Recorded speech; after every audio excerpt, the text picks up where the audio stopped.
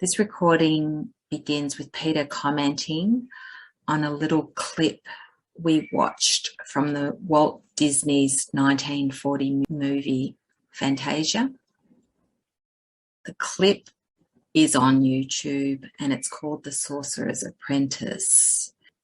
It's a little just over 9-minute clip. It's listed with a subscriber called MovieCon Animation if you do want to watch it. The title is The Sorcerer's Apprentice, and in brackets it says from Walt Disney Fantasia. That's not a perfect rendition of the course's metaphysics, but it's pretty cool. It's cute. Mickey Mouse is way cuter than I remember. And I liked that we got the broom. He got the broom to do his dirty work, you know, and that's sort of like what we did with bodies here. We created all these bodies in the world to do our dirty work, as in to be the guilty things that we can blame for our subconscious guilt. So the blame is on everyone else except us. But that's a bit of a stretch. I don't know if that's what they were intending when they wrote that. Also, I like that how you know, he made it. It was his dream or his creation, and then it sort of overcame him. So it got bigger than him. And it's a bit like us complaining about, like, we made this sort of war-like scenario to keep God out and to keep us mindless. It was projected from a war-like thought of separation. And then we complain about war here, or we complain about, you know, the division in the world, or the horror of the world, or the catastrophe of the world, forgetting that it was our creation in the first place. It was our mistake. And then finally, the sorcerer, we're horrified of punishment from the sorcerer. And in this thing, even the sorcerer wasn't that mad. Like, he gave him a whack up the butt, but he wasn't that mad. And in the course, it's like, God is not mad at all. There's no mad, because not, as the course says, that not a note in heaven's song has been missed. Literally nothing has happened. So there's no punishment. There's no guilt. In fact, when we awaken from the dream, there's no memory of it. Like, it's irrelevant. It's so silly. It's never to be thought of again, in a sense. So, yeah, that was a bit of fun, and I think it's sort of a good lead into this section. Kev, did you want to talk about anything in that you liked? No, I think you pretty much covered it. I just really liked it. When we were talking last week, it just reminded me of that. I always liked it. I think when you shared it last week, Kevin, when you described the scene, I couldn't remember the Mickey Mouse one, but there's actually a movie called The Sorcerer's Apprentice. And that scene is exactly in there with the brooms and the water, and yeah, so it's a really interesting one to watch as well. I like multiplication of illusions thing, like it just kept on multiplying, and then you're trying to kill it and get rid of it, you know, smash it and destroy it to try and stop it. And it just keeps multiplying and growing and growing. It's like the resist not evil. The more you resist it, the more it sort of gets pushed out and the monster seems to grow too. That was really cool. The little things like that, isn't it? I remember watching that when I was in college on acid.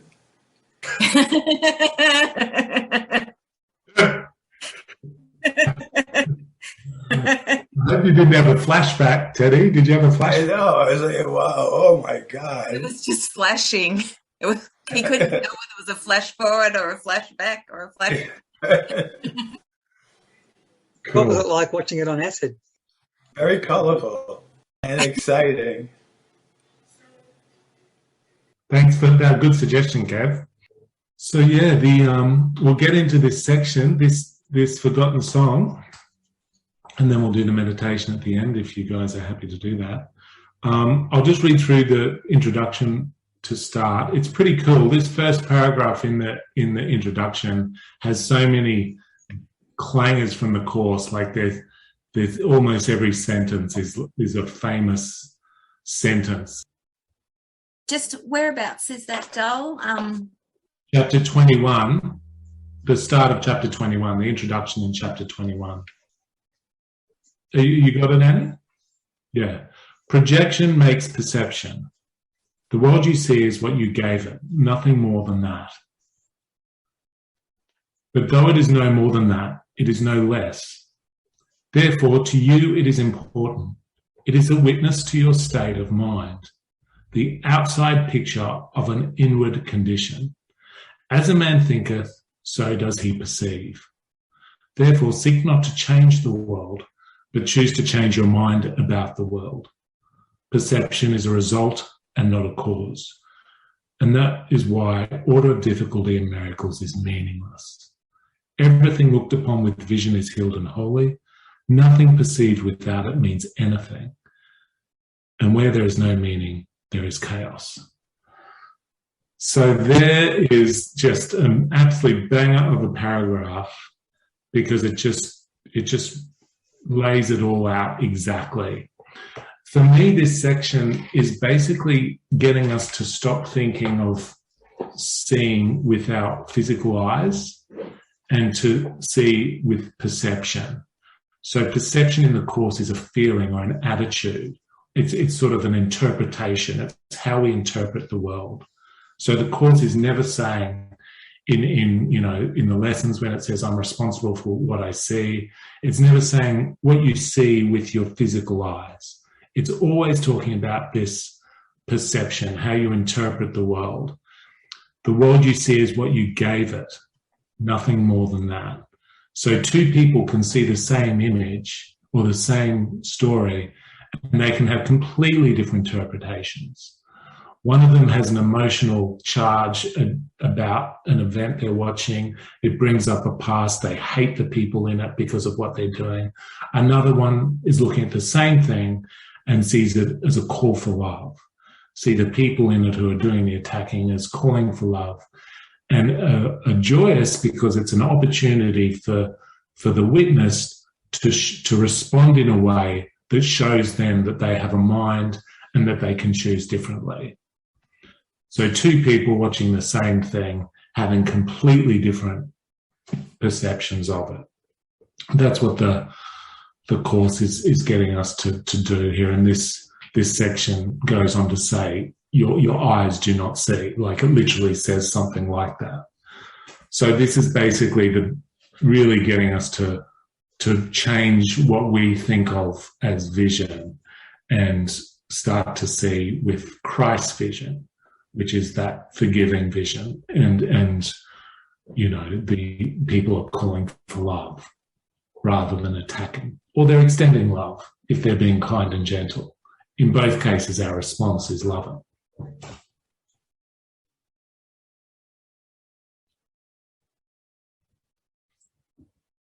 Damnation is your judgment on yourself, and this you will project upon the world. See it as damned, and all you see is what you did to hurt the Son of God. If you behold disaster and catastrophe, you tried to crucify him. If you see holiness and hope, you join the will of God to set him free. There is no choice that lies between these two decisions, and you'll see the witness to the choice you made, and learn from this to recognize which one you choose. The world you see but shows you how much joy you have allowed yourself to see in you and to accept as yours. And this is its meaning. Then the power to give joy must lie within you. So that's it. The world you see but shows you how much joy you have allowed to see in you, in yourself, and accept as yours. So if we get to the point where we see joy in ourselves, as in we have, the way I describe that is that we have merged with the love of God within us, or we have become the manifestation of the Holy Spirit, or we now perceive with Christ's vision, then we will see that externally. And that's what we see. Yeah, Annie? What was really helpful with that paragraph too, it really shows you, like it's saying, we learn what we've chosen by what we witness in the world too. And you will see the witness to the choice you made and learn from this to recognize which one you chose. I thought that was really interesting, like, as part of our learning process, that we actually, we're using the world to be the witness and so that we can sort of go, oh, hang on, I'm choosing wrongly here. I must be choosing wrongly. Or, okay, I'm choosing rightly. Look what I'm seeing. Look what's showing up. Yeah, that was a really interesting sentence, that one, that we're using that mirror to show us what we're actually choosing. Yeah. And therefore we're sort of grateful for all situations, which completely flips how we live in this world, because we're now seeing all situations as a curriculum, as a classroom. And if we make death and decay and chaos real by how we react to what our eyes are seeing, then we know that we're in the ego and we have healing. But if we are perceiving calls for love or extensions of love, regardless of the chaos, then we know we've chosen Jesus or the Holy Spirit. Does someone want to read the first paragraph of the Forgotten Song? Never forget the world the sightless see must be imagined, for what it really looks like is unknown to them. They must infer what could be seen from evidence forever indirect and reconstruct their inferences as they stumble and fall because of what they did not recognize, or walk unharmed through open doorways that they thought were closed. And so it is with you. You do not see. Your cues for inference are wrong, and so you stumble and fall down upon the stones you did not recognize, but fail to be aware you can go through the doors you thought were closed, but which stand open before unseeing eyes, waiting to welcome you. So this is talking about what you just said about we don't really see. If we're seeing a chaotic world, that's just something in our mind. Is that it, Pete? Yeah. We've first gone to the ego mind, and we've chosen that voice of fear and judgment, and we've projected it out into a chaotic world. It's always a decision. The decision always precedes the reaction. Projection makes perception. Yeah. We have to put it out from our mind, and now we're perceiving it.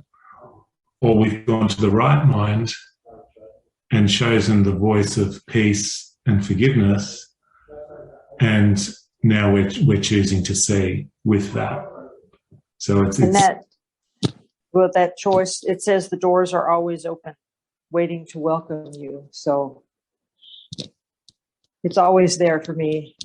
Just have to choose correctly. If I want to choose peace, is what it's saying. Yeah. Go to that quiet presence, that love presence within you, and choose that, and then see. Okay. And then it will guide you what to do and how to react. And Pete, one other thing of that sentence that struck me in the introduction: if you see holiness and hope, you joined the will of God to set him free, set your brother free, which sets me free. But the joining of the will of God, it just makes me think, that thy kingdom come, thy will be done, in the Our Father. That's a beautiful sort of segue, though. My kingdom come, thy will be done, because the door being open, it is God's will done. It's whole Yeah. and complete. It's always ever present and available. And we've shut the door on it and it's always there. And so, like you said, Catherine, it's that shift to say, oh, there I am. There you are. There it's there. Yeah. This says about that sight. Never forget, well, the sight the sea must be imagined. What it really looks like is unknown to them. And so it is with you. You do not see in sentence 4. So that's very hard for us to get our heads around, obviously. And that takes a lot of practice and years of study. Because obviously it seems very real what we see, and so much of our life and day depends on us reacting to what we see in front of us. But this is saying we're like the physically blind, and we're relying on eyes that do not see. And as long as we think that our eyes see, we're going to be stuck in this ego world of believing what we've made, believing what is out there. And then, we read this and we're like, okay, so we've got a mind, and we can go to a mind, and we can, regardless of the chaos and horror that we're seeing outside of us, we can choose peace in our mind. And then what we see, meaning what we perceive or how we interpret it, or our attitude to it, changes. And that's everything. And that's what the Course offers us. Not necessarily that the form changes, although it can, but that our attitude to it changes and that we're peaceful. And then ultimately, the ultimate example, we're on the cross being tortured to death and we're at peace and we're perceiving no error. When you keep saying about the sight, it just from the song Amazing Grace comes in, like we're going around thinking we're seeing, and then it's like all of a sudden we truly see. And it's like, oh, yeah, Amazing Grace, the lights come. I was blind, but now, I see. It's even the recognition, like probably, that instant where there's insight and you go, oh, what was I thinking? Because now it's turned on its head and you really, truly see, and everything is different in that vision. Yeah, it's true. That's a line from it, isn't it? And now I see. I was blind and now I see. Yeah. Yeah. Amazing Grace, how sweet the sound. There you go. The forgotten song that saved a wretch like me. I'm a wretch, in the ego's thought system. I once was lost, but now am found. Was blind, but now I see. Beautiful. That's really funny that it has sound when we're doing the forgotten song in the first line, though.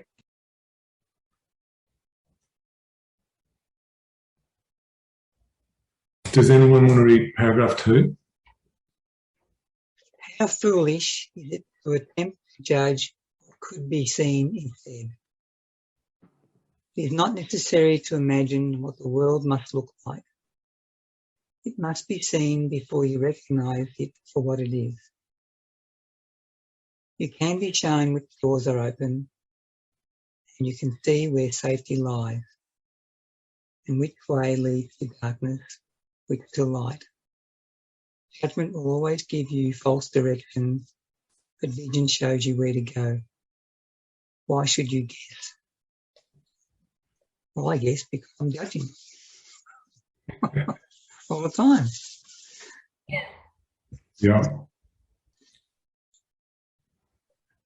I like that sentence 3 too.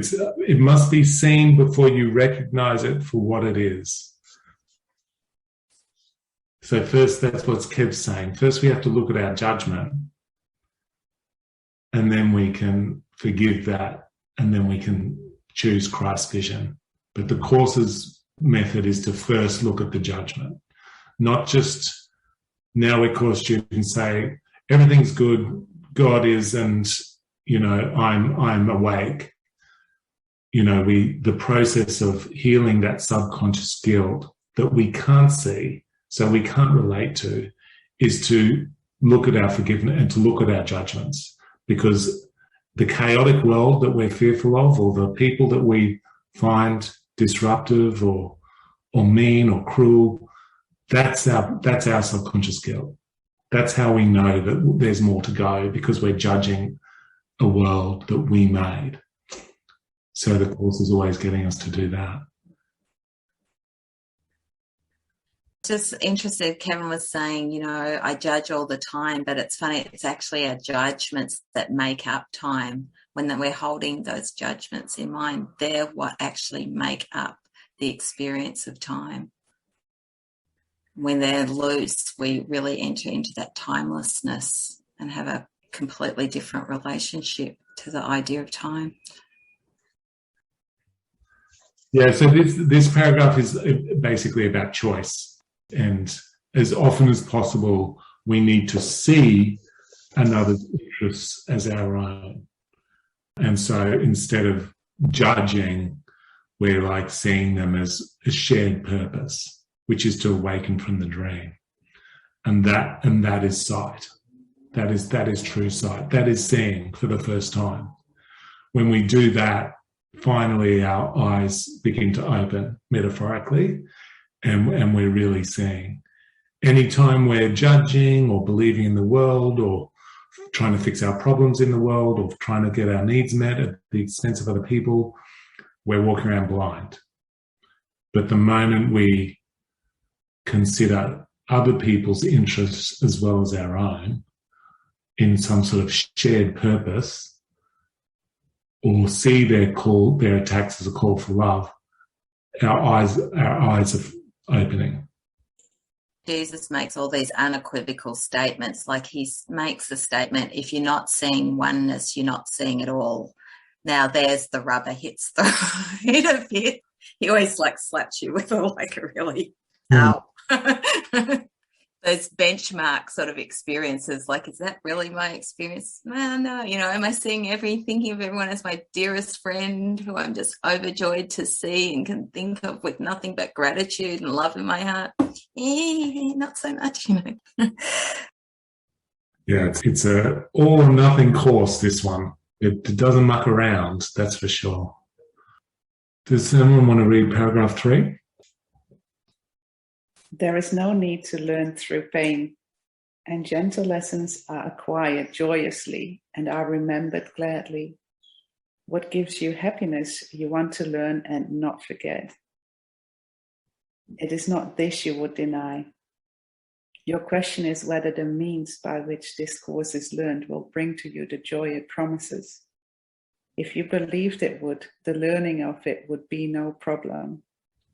You are not a happy learner yet because you still remain uncertain that vision gives you more than judgment does. And you have learned that both you cannot have.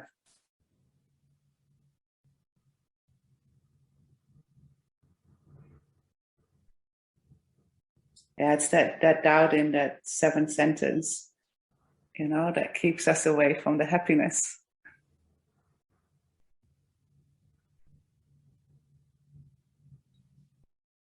But yeah, the joy that brings it when you choose differently, that's what,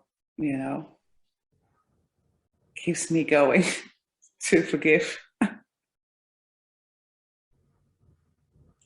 That's an amazing paragraph to me because, there's so much again in it, and it's like the whole process is in it, because most of us start out with this process, not everyone, through pain or some form of suffering.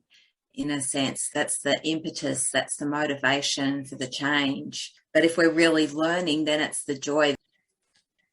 Motivation changes and it's the joy. And yet he knows that we have these, say, experiences that really do set the course for us. We have a moment of choosing rightly, a moment where our eyes open for a second, but the conflict is we still haven't learned. We're not quite happy. Well, until we are. We're not quite happy learners yet. We're still holding on to that old thought system as if it can give us something, as if it still has some value to us. So we haven't quite relinquished it enough and gone, okay, no, even though those moments where I've replaced my judgment with his thoughts show me and the joy arises and the inspiration flows, I'm still holding on and going, well, maybe, my judgment is needed somewhere. And until that really flips and undoes, we're still holding on to both thought systems and we're not quite happy learners. Yeah, we still think our judgment's going to work. We still think our plan is better than God's plan for getting our needs met. Yeah, and I can have that and this. Yeah. I want to manage it so I've got the good parts of the course, the peaceful feelings, the face of innocence, but I also want to keep some of my specialness because that's fun. That's what gives me my identity. It's like becoming the happy learner is a bit like slowly chipping away at those special idols we hold, and then finally one day we say, I don't need any of it. None of it's going to work. I'm just going to rest in the peace of God. That takes quite a lot of work because it's terrifying to let go of those idols, because as we do, we're letting go of our individual identity and we're losing our sense of self into this nothingness, which is the fear. And that's why I feel this section is important, because the way to cope with that fear is, well, you're not losing yourself into nothingness. You're losing yourself into the love of God. You're losing yourself into your home, your true nature. So you're gaining everything. But yeah, the fear is that we're losing our special identity, and then we're becoming just part of this big, void, or this big nothingness, which doesn't seem like very alluring to me.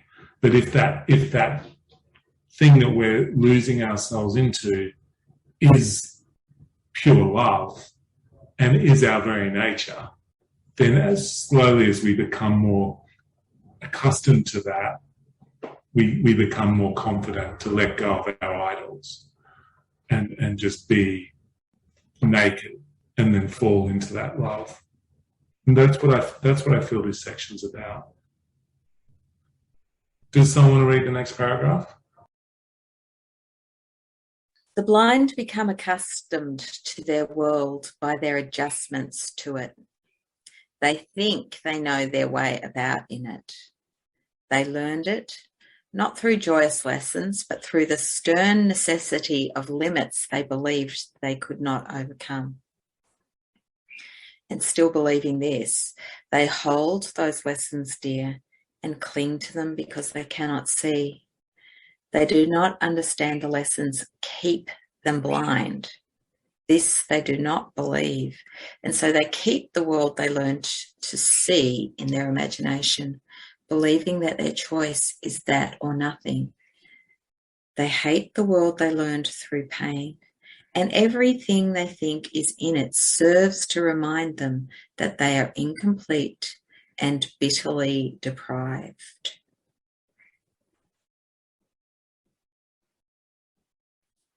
Oh. Annie, that's really bad.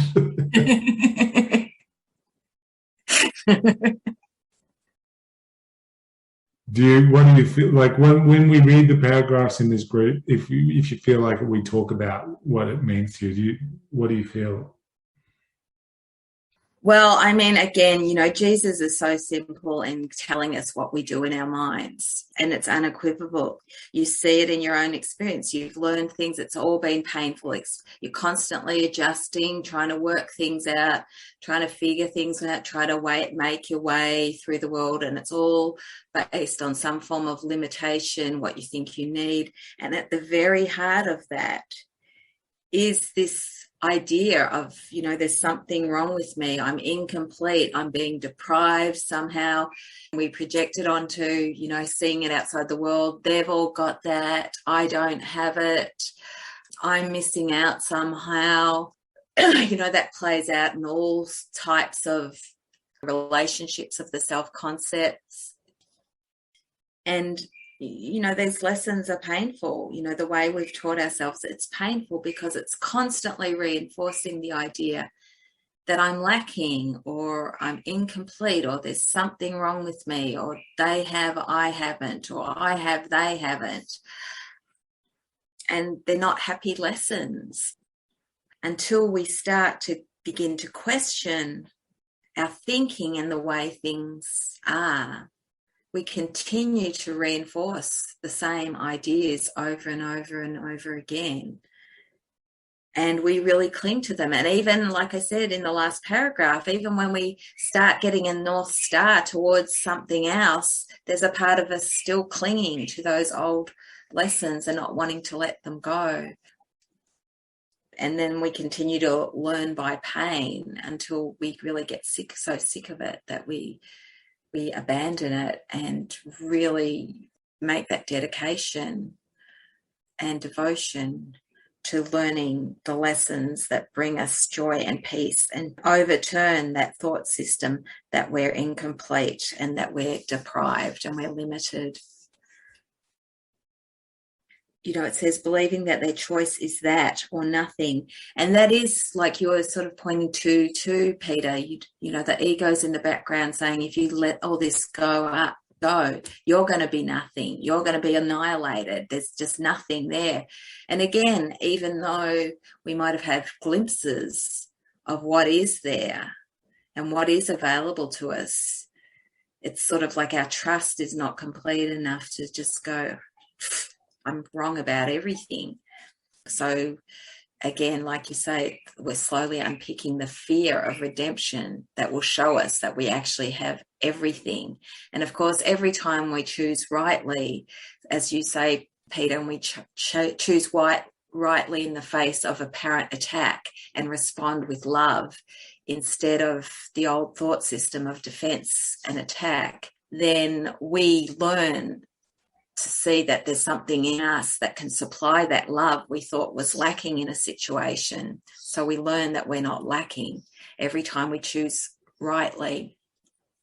Going back to see, this cornerstone where the whole cornerstone of the ego's thoughts and collapse can still seem so fearful because we are giving up what we've believed we are. And we may not recognize that, no, in that letting go in its entirety, we gain everything and see that we are everything. And this was actually nothing. What we thought was something was actually nothing. So that's the great reversal.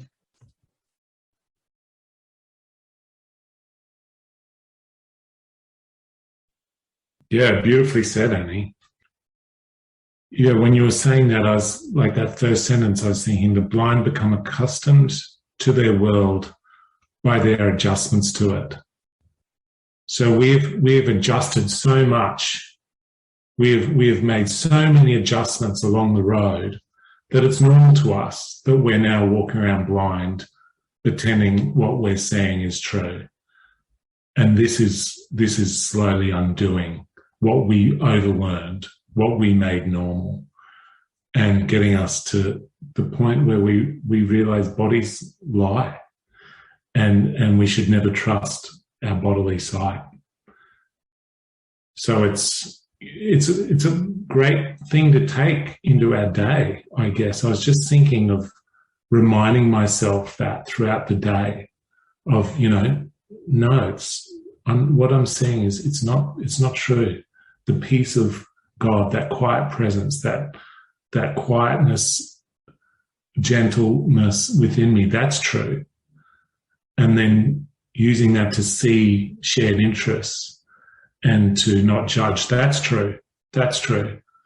But not the chaos or the drama going on out in the world. I'm thinking of our neighbour Kat in India, who passed away recently. She was virtually totally blind. This old elderly lady who was traveling around India on her own, like so courageous, and just, you know, with her stick, and she could speak Tamil, and she basically, you know, lived a normal life. But in a place that's difficult to live in, as it is, India. And she'd travel up north and go around. And it's us. It's us. That's us. We're all walking around with the stick. Yeah, and thinking we understand the language. That's right. Communicating and understanding the language. Masters of the language. And correcting people if they don't speak it right.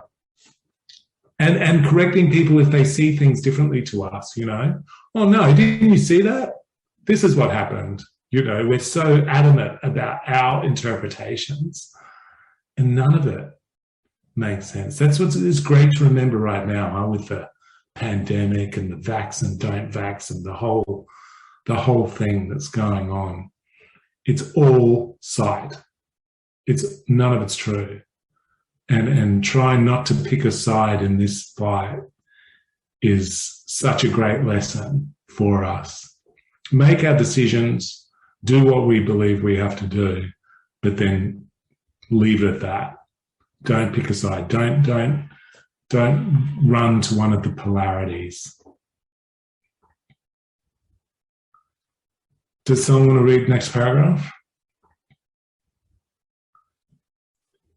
Thus they define their life where they live, adjusting to it as they think they must, afraid to lose the little that they have. And so it is with all who see the body as all they have and all their brothers have.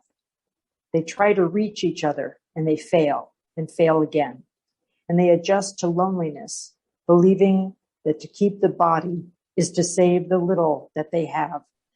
Listen and try to think, if you remember, what we will speak of now. Excuse me. Listen and try to think, if you will remember what we will speak of now. Wow. So bodies try to join. I try to join with other people in a variety of ways. But that's not the true joining. I mean, that's not, because that's not the truth of my being. Although I think I'm a body and I'm certainly trying different things to keep the body going, etc. But this is saying, you know, this is pointing that listen and try to think, if you remember what we will speak of now. Wow, the next paragraph. Yeah, they try to reach each other. Yeah, he says minds communicate, bodies don't. Yeah. Yeah. That's it. Minds are joined, bodies. Yeah, and as a body, the body is a limitation, obviously. Yeah, it's our chief weapon in trying to deal with the guilt-driven world is our special relationships, because they're a defense against loneliness.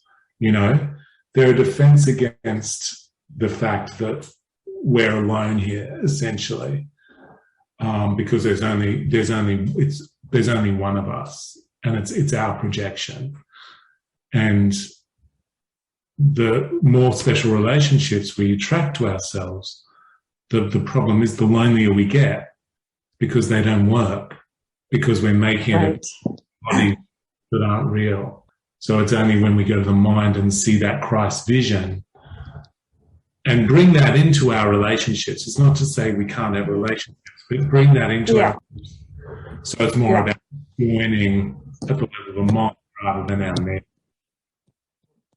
Then that you're in the communication, so the loneliness goes because you always have that sense of being home when you're in true perception.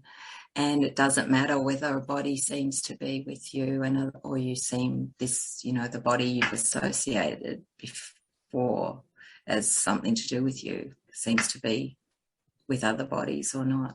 The communication's restored to your awareness, which removes our sense of loneliness or incompletion.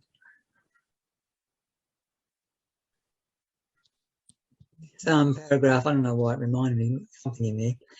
That, last week when I had my pulses really irregular, so my pulse was all over. Maybe I'm going to have a heart attack and die. So I thought to myself, well, I don't want to suffer. So what about if I just go to sleep tonight and die in my sleep? That'd be good. And then I said, so I wanted to see what it would be like if am I happy with that, or do I have to sort of, loose ends got to tie up? Well, I'm going to tell someone, say this, I do this, but I do all this stuff. Fuck it, I'll just go. Take me tonight. So then I wake up in the morning and I thought, well, obviously I wasn't ready. It's funny, all those thoughts, Kevin. I mean, I remember having all, really funny thoughts when I tried to commit suicide. I had tickets to a Joan Armour trading concert, which I'd never, in a month's time. I'm going, shall I wait till then? Or, like all the planning and the thoughts that come up until it's like, no, finally, this is, what the fuck are you waiting for? This is it, sort of thing. I always had this idea in my head that I wouldn't ever commit suicide. Not that I was going to anyway, but I sort of didn't have any sort of, I wasn't like going to commit suicide because I can't take it anymore. It's more like when I want to go, if I'm bad enough, I'm just not interested anymore. But I could never do it. I thought, well, my parents are alive. I thought, no, that wouldn't be fair on them. Not right. Then they're gone, but now I've got a daughter and a partner. Now that would fuck them up. So I've got to stay. Just proves I don't have a heart. The pain was so unbearable. I couldn't even think of anyone else how they would respond to it. Yeah, well, I've never been like that. I probably thought they'd be happy that I was gone. I was such a pain in the ass. Well, when I was ODing and leaving my body, I got halfway out of it. I got out of it, and Jesus met me and he said, this isn't going to solve your problem.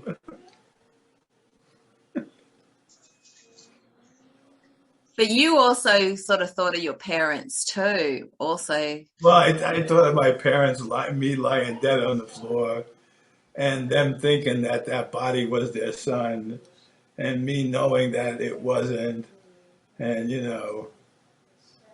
Jesus saying, this is not going to solve your problem. And I realized more and more that it wasn't going to solve my problem, and it still wouldn't solve my problem. But thank God forgiveness offers me everything I want.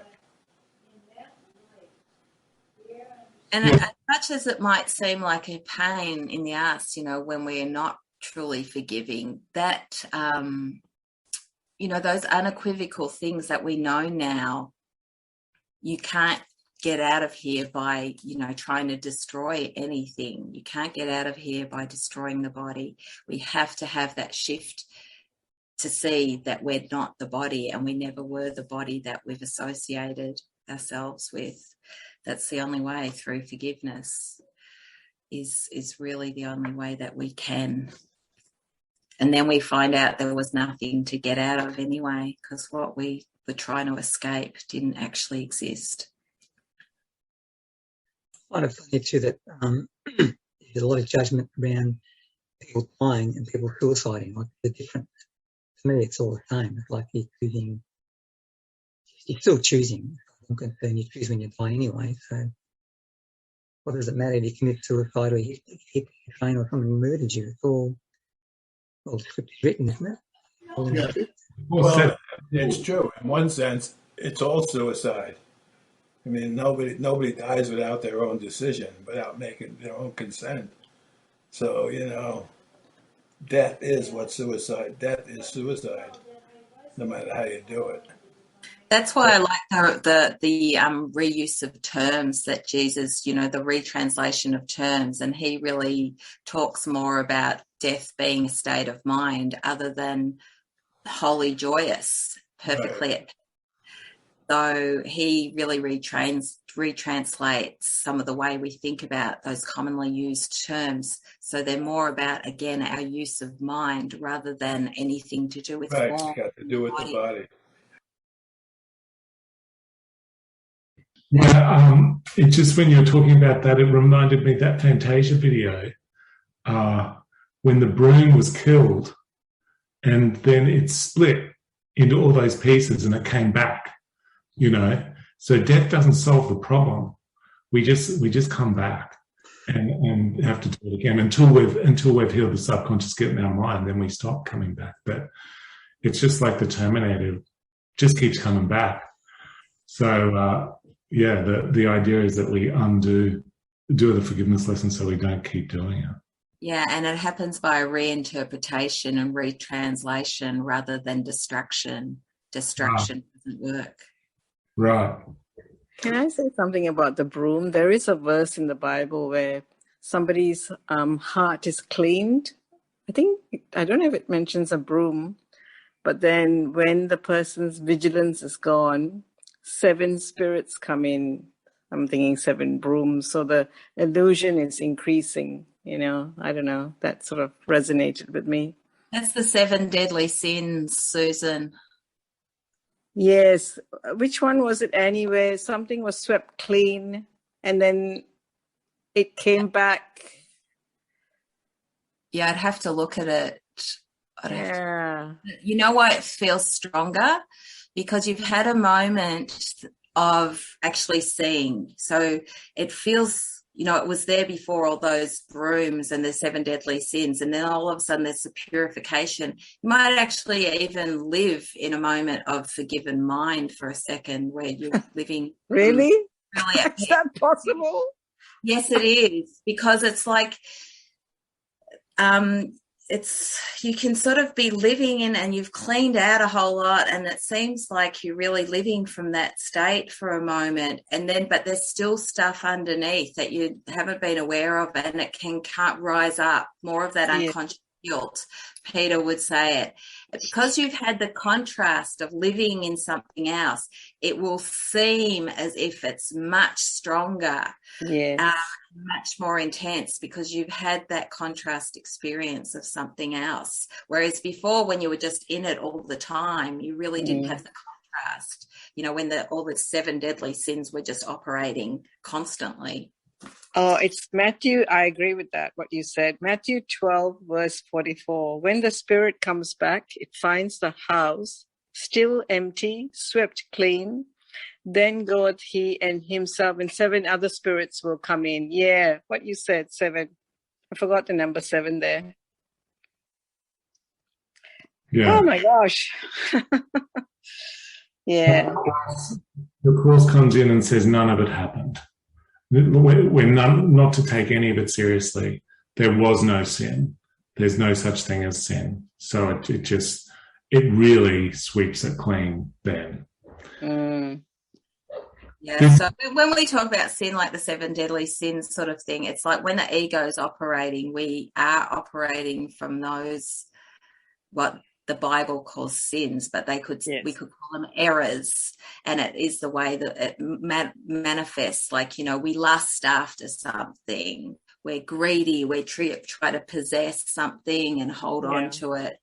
We're in the ego's thought system. All that stuff's operating in us until the purification happens and that veil is washed away and it's in completion.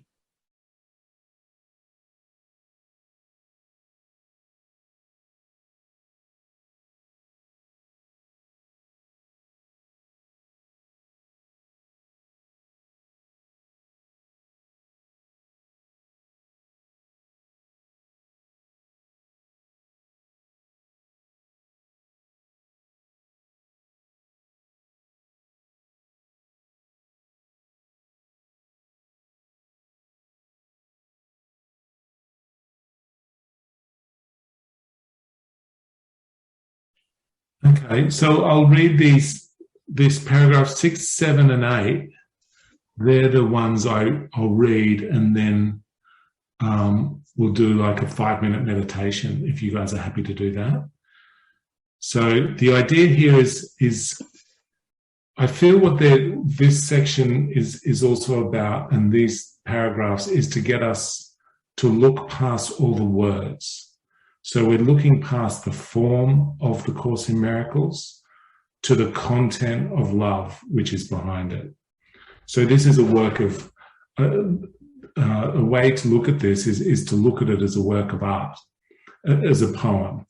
So we don't sort of rote learn every word and argue about, no, this word means that, this word means that. It's like arguing about what the Mona Lisa means to you. The Mona Lisa touches some innocence within you that is forgotten, but never forgotten. It's there. If you like the Mona Lisa, I'm just using that as a piece of art. And you can't argue with someone else about what that feeling that evokes in them, that touches in them, that the aspect of innocence that it has reminded them.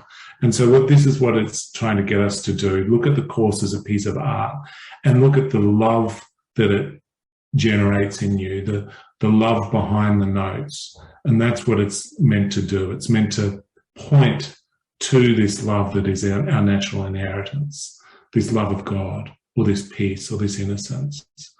It's not something that we rote learn, or something that, if we study 5 paragraphs a day and learn them off and, recite them and teach them, then we'll be good Course in Miracles students, and then we'll awaken from the dream. No, that's not what the Course is about. It's a poem, and it's getting us to lose our sense of self in the love that is our natural inheritance. So I'll read these paragraphs, and then we'll just close our eyes and do this little meditation. Listen, perhaps you catch a hint of an ancient state not quite forgotten. Dim perhaps, and yet not altogether unfamiliar, like a song whose name is long forgotten, and the circumstances in which you heard completely unremembered. Not the whole song has stayed with you, but just a little wisp of melody attached, not to a person or place, or anything in particular. But you remember from just this little part how lovely was the song, how wonderful the setting where you heard it, and how you loved those who were there and listened with you. The notes are nothing, yet you have kept them with you, not for themselves, but as a soft reminder of what would make you weep if you remembered how dear it was to you.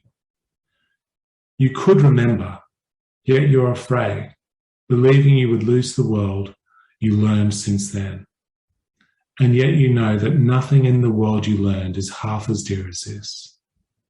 Listen and see if you remember an ancient song you knew so long ago and held more dear than any melody you taught yourself to cherish since. Beyond the body, beyond the sun and stars, past everything you see, and yet somehow familiar, is an arc of golden light that stretches as you look into a great and shining circle. And all the circle fills with the light before your eyes. The edges of the circle disappear, and what is in it is no longer contained at all. The light expands and covers everything, extending to infinity forever, shining with no break or limit anywhere. Within it, everything is joined in perfect continuity, nor is it possible to imagine that anything could be outside, for there is nowhere this light is not. And now we close our eyes and just lose ourselves to the love of God in our mind.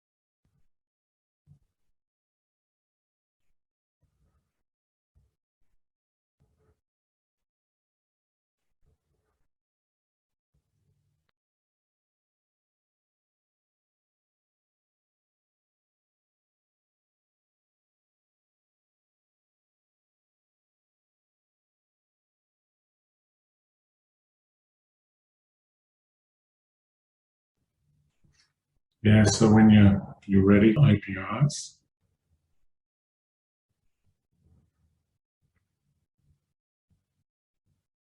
I like that. It's like we're putting everything we've learned onto an altar. That's what when I'm doing, I sort of imagine putting all my fears and wants and everything I think I need to be happy in this world onto this altar and let it merge with the light, all my grievances and anything that's running at that moment when I'm doing the meditation.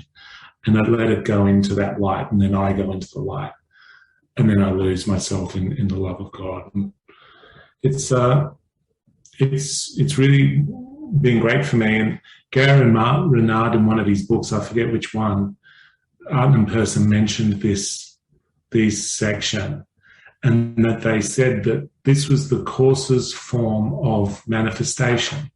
Like, obviously the Course isn't into manifesting stuff, but this idea of losing yourself and joining with the love of God, joining with oneness, joining with everything, is the Course's version of that. Because once you're in that, you're in perfect knowledge.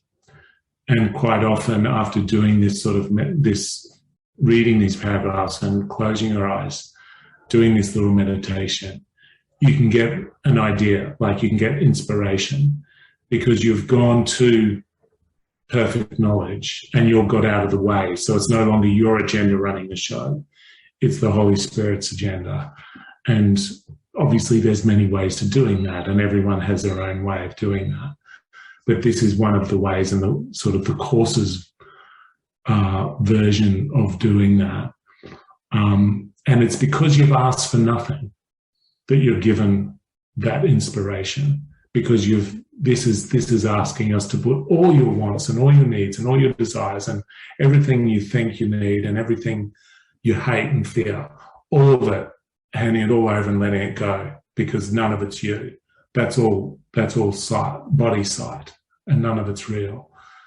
And then you've come with wholly open arms and let go of all your needs and just rested in the love of God, and basically saying, that's enough, that's all I want. And then from that, some sort of inspiration can be given, not necessarily about getting a new car, but, how to forgive this person, or what to say in this situation, or an idea about something in the world. That's not, guaranteed, but that's my experience, and that's what they said in Gary's books. Peter, what I really love is your story about how you've been doing this, and the determination and perseverance to keep doing it, where you didn't seem to be bearing any fruits, but you just stuck with it. And then at some point, no matter, you began to bear the fruit of your practice and your willingness and determination. And again, that's always a really great reminder from Kate. She always says, even if we do these practices, even if it doesn't seem to happen, don't worry. Every time, we show up and there's that willingness and determination and perseverance with it, we never know what's being loosened and washed away. And it really reminded me of the whole thing of just, we're here because we did remember that forgotten song. Like Teddy and I were just talking this morning. I was reading him this Aslan quote from C.S. Lewis, and I was saying how I used to just always bawl my eyes out every time Aslan came on the scene in the Narnia series.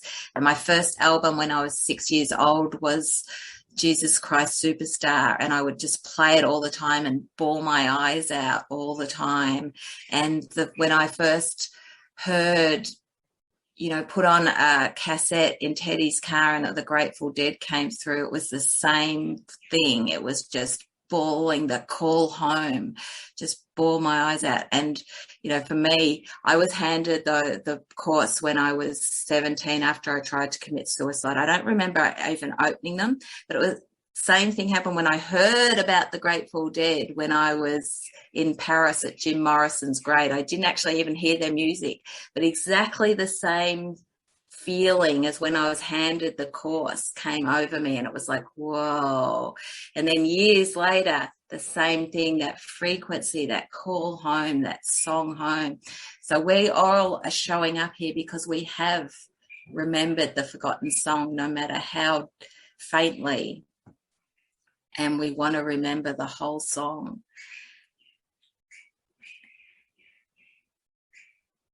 And also I sort of felt too, like a lot of people, when Jesus talks about these things as far as entering into the light, and the light, you know, everywhere in a blazing light, he's not talking about that as some sort of metaphorical, you know, nice idea. He means that literally.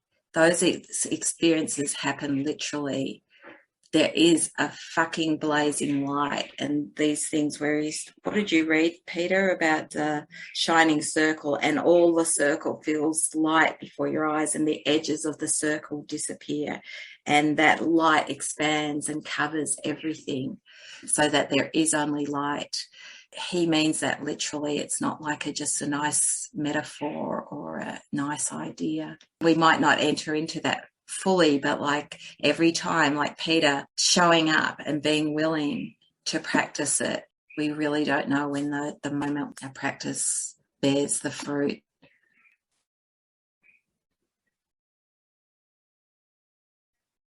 Yeah, the light is in our mind, and then we can see it. And maybe I see it as the love of God. You know, that's how I see it. That's my interpretation of it.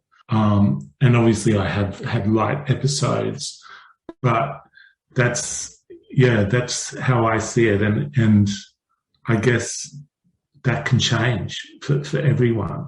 We've all got different experiences in that regard. Obviously light is the ultimate goal. And it means truth in the Course. Light is a synonym for truth, and that's what we're going to. But yeah, it starts in the mind, and it's the decision made in the mind that is then experienced in ourselves in some form. Does someone want to read paragraph 9? This is the vision of the Son of God, whom you know well. Here is the sight of him who knows his Father. Here is the memory of what you are, a part of this, with all of it within and joined to all as truly as all is joined in you. Accept the vision that can show you this and not the body. You know the ancient song and know it well. Nothing will ever be as dear to you as is this, an ancient hymn of love the Son of God sings to his Father still.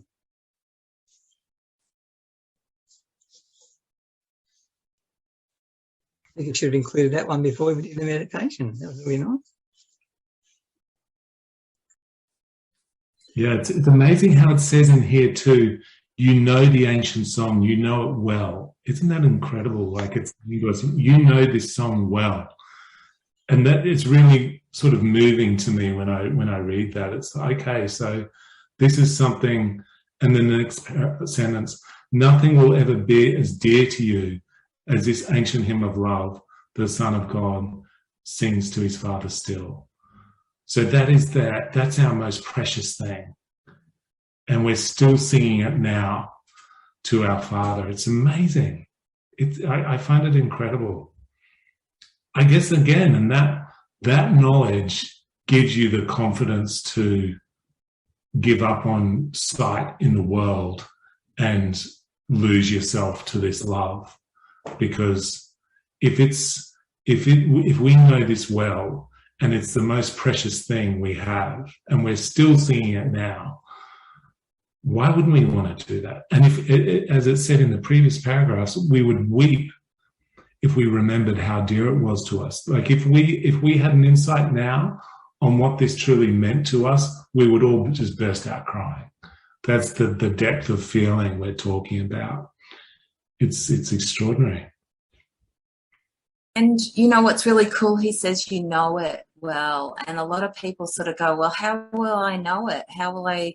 Because you do. You recognize it. It's a recognition. Enlightenment is a recognition. It's not a change. You know it. I guess that's why you can read it for 7 years without feeling it, because you know it. And it, like, I recognized it. It's like sort of I was in love with someone I've been in love with someone for 10 years, but for 7 years they weren't in love with me. Well, but no, it's the other way around, isn't it? They were in love with me and I didn't realize it. I didn't realize I was in love with them. Okay, now the last paragraph. And now the blind can see, for the same song they sing in honor of their creator gives praise to them as well. The blindness that they made will not withstand the memory of this song, and they will look upon the vision of the Son of God, remembering who he is they sing of. What is a miracle but this remembering? And who is there in whom this memory lies not? The light in one awakens it in all, and when you see it in your brother, you are remembering for everyone. Peter, I love that analogy, you know, the turnaround here. They were in love with me and I didn't recognize it. I mean, I literally had a dream like that with someone I have like this deep, like really feels like there's a movable grievance with. It's not, they didn't even do anything, but there's like this deep grievance with that's projected onto this person. And I had a dream one night and I was walking up a hill and I saw her and she had no form, but I knew it was her. And we were just like overjoyed to see each other. It was just like pure joy pouring out. And I had this thought, oh, that's how we really feel about each other, but we're pretending to hate each other. And it really is like that sort of thing. So, yeah, they were in love with me, but I didn't see it. That's a great dream. So, yeah, that is it, my friends. Thank you for going on the journey of the forgotten song with me, and hopefully we can take it into our day. Thank you, Peter, and thank you for your determination and perseverance. Mm-hmm. You just really don't realise what an inspiration that is too, because it does. It really takes determination and perseverance in the face of all our resistance that's arisen, and just, to be willing to just stay the course and do what's being asked until, like I say, that you start bearing fruits. And it's there. What it says is true. The love of God is there. It's worth it. Love you all. Thank you for coming. Have a great day. Thank you. Thanks, Peter. Thanks, everyone. Thank you all. See you later.